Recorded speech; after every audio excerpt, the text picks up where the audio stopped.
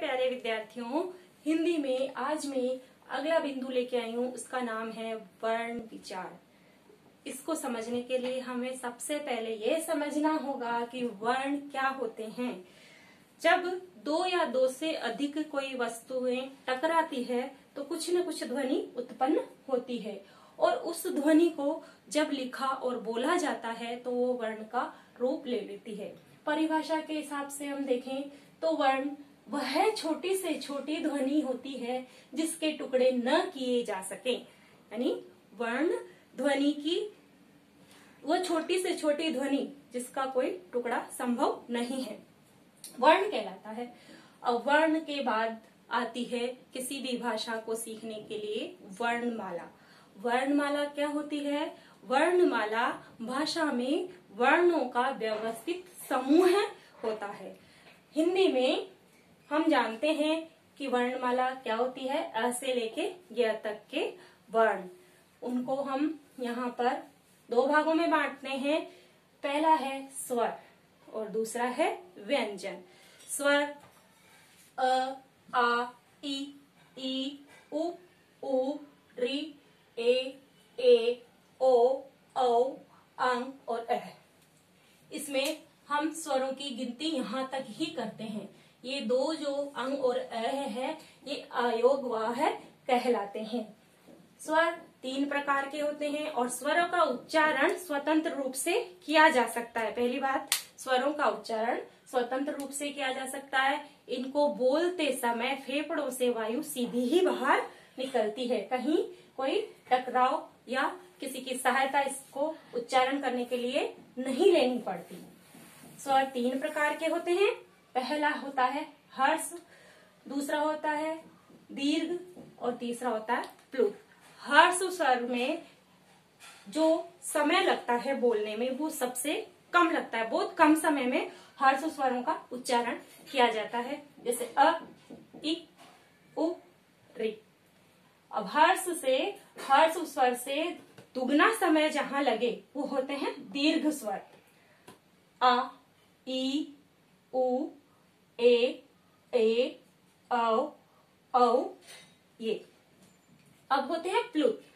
प्लुत का उपयोग यूं तो हिंदी भाषा में बहुत कम मिलता है, लेकिन जब हम कोई लंबी ध्वनि लगा के किसी को पुकारते हैं ना, जैसे राम, ओम, इस तरह से, तो ये ज्यादा प्लुत स्वर है। इनका ज्यादा उपयोग संस्कृत भाषा में और संगीत सीखने में काम आता है। अब है व्यंजन। तो व्यंजन क्या होते हैं? व्यंजन स्वतंत्र रूप से उच्चारित नहीं किए जा सकते। व्यंजनों के उच्चारण के लिए हमें स्वरों की सहायता लेनी पड़ती है। जैसे व्यंजन का मूल रूप होता है ये का एक व्यंजन है और इसका मूल रूप क्या है? तो ये क और हलंत, जब हलंत किसी वर्ण के नीचे लग जाता है तो वह अक्षर आधा हो जाता है और आधा अकेला अक्षर बोला ही नहीं जा सकता। उसको बोलने के लिए हमें उसमें अ स्वर मिलाना पड़ता है और प्रत्येक व्यंजन में अ स्वर मिलके ही व्यंजन की पूर्ति होती है, पूरा व्यंजन बनता है। जब भी उसको हम उच्चारित कर सकते हैं और अच्छे से लिख भी सकते हैं। तो व्यंजनों को बोलने के लिए स्वरों की सहायता लेनी पड़ती है। ये 33 यानी 33 होते हैं और ये तीन प्रकार के होते हैं। स्पर्श व्यंजन।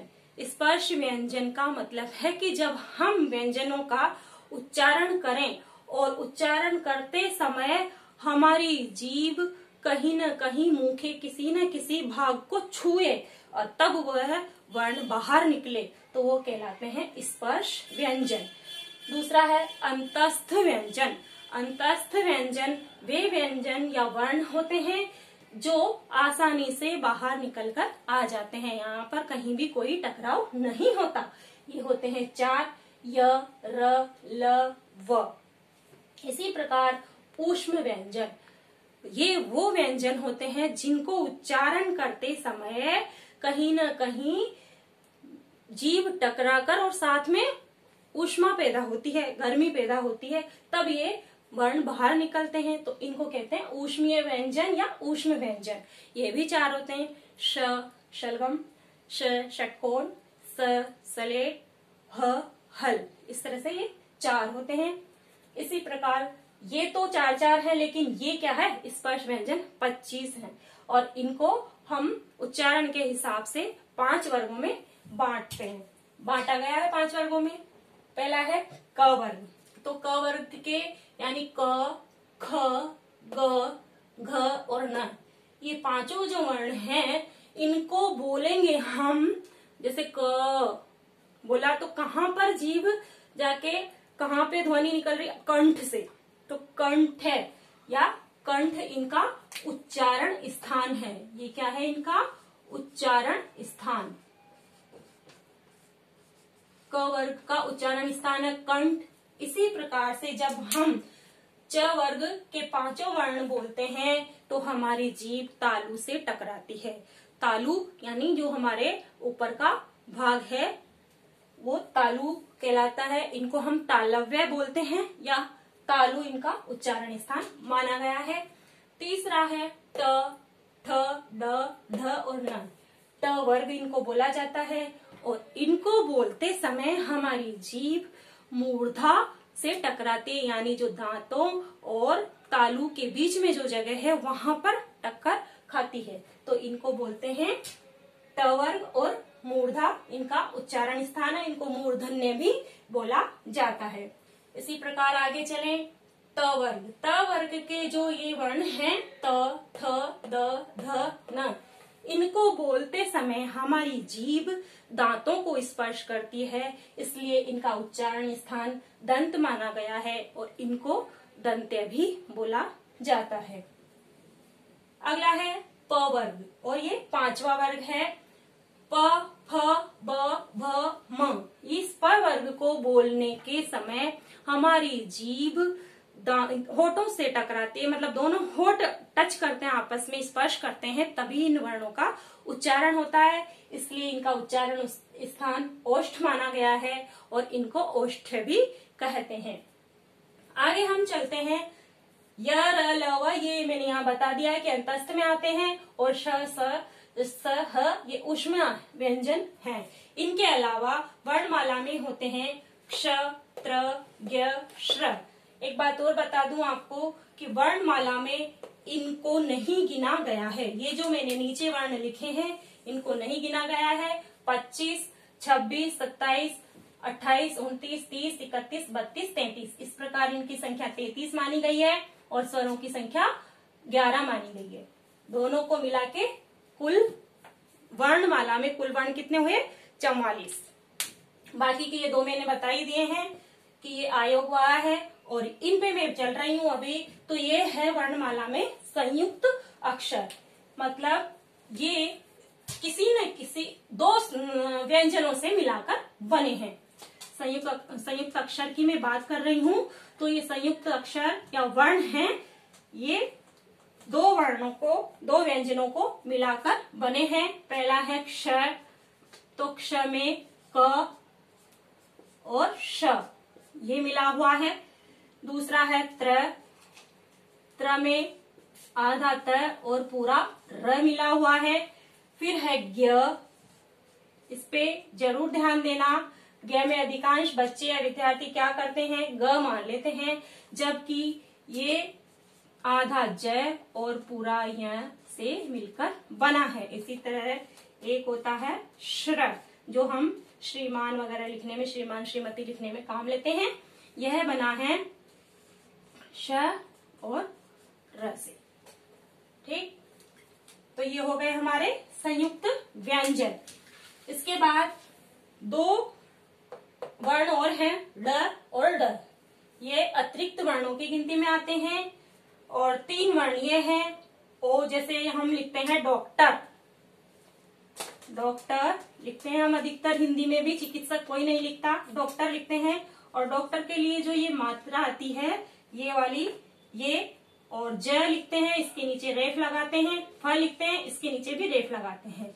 ये तीनों वर्ण विदेशी माने गए हैं, लेकिन ये हिंदी में प्रयोग होते हैं कई स्थानों पर, इसलिए इनको वर्णमाला के साथ सिखाया जाना जरूरी होता है। तो ये हुई वर्णों को उच्चारित करने की और उनके व्यंजनों को उच्चारित करने के स्थानों की बात। उनके प्रकारों की बात। अब इनके अलावा 2 प्रकार और हैं वर्णों के, वो हैं श्वास के आधार पर या प्राण के आधार पर। श्वास या प्राण के आधार पर व्यंजनों के प्रकार, ये 2 होते हैं, महाप्राण और अल्प प्राण। बात करें हम अल्प प्राण और महाप्राण। अल्प प्राण का मतलब होता है कि जब हम कोई व्यंजन उच्चारित कर रहे हैं और फेफड़ों से हवा बहुत कम निकल रही है तो वो कहलाता है अल्प प्राण। यह प्रत्येक वर्ग का पहला, तीसरा और 5वां वर्ण होता है। पहला, तीसरा और 5वां वर्ण प्रत्येक वर्ग का, इन 5 वर्ग का अल्प प्राण कहलाता है। इसी प्रकार महाप्राण, यानी महाप्राण का मतलब है वायु बहुत ज्यादा, थोड़ी ज्यादा निकलती है अपने फेफड़ों से, उनको कहते हैं महाप्राण। यह प्रत्येक वर्ग का दूसरा और चौथा वर्ण होता है। जैसे क से ज्यादा समय किसमें लगेगा? ख, तो इसमें ज्यादा समय लगेगा तो ज्यादा वायु बाहर आएगी। इसी तरह घ से ज्यादा किसमें? घ। तो प्रत्येक वर्ग का दूसरा और चौथा वर्ण महाप्राण के अंतर्गत आता है। तो ये थी आज वर्णों के बारे में जानकारी। आगे फिर मैं आपसे मिलूंगी किसी नई जानकारी के साथ। तब तक के लिए धन्यवाद। अगर आपने मेरा चैनल सब्सक्राइब नहीं किया है, लाइक नहीं करा है और कुछ आपको क्यूरीज है तो वो मुझे जरूर बताएं। धन्यवाद।